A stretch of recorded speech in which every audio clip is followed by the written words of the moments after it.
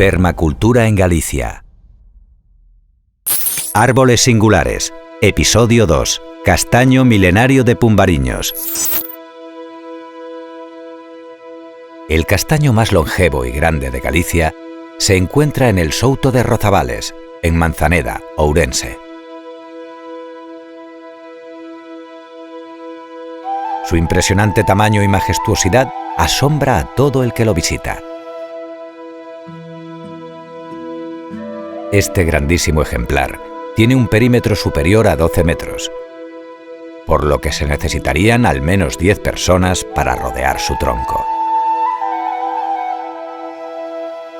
Posee una altura de casi 17 metros y su edad ronda los 1000 años según los expertos, convirtiéndose así en uno de los castaños más antiguos de la península ibérica.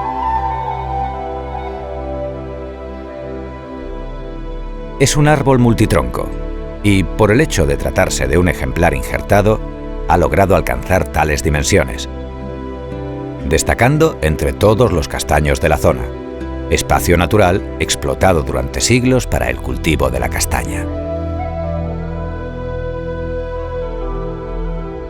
Forma parte del catálogo de Árbores e Formación Senlleiras de Galicia y desde 1995 es también monumento natural de esta tierra. Como curiosidad, el castaño era propiedad de un dueño distinto al del terreno en el que se ubica y fue donado por su dueño en 2005 a la Xunta de Galicia para su conservación.